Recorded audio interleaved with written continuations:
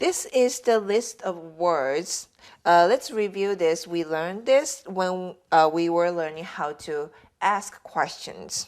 That's who, 誰, why, なぜ, what, 何, when, いつ, where, どこ, and how, どう.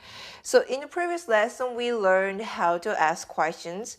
One, yes or no. And the second one is using these. Let's practice with this. Okay, so the core sentence here is he is a student.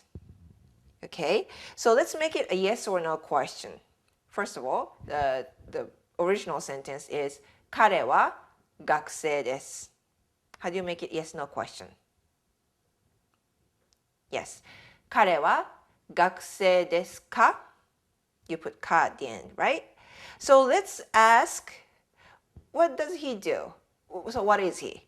So you put 学生, student part, with, let's use this one. So the sentence will be, 彼は何ですか? Very good.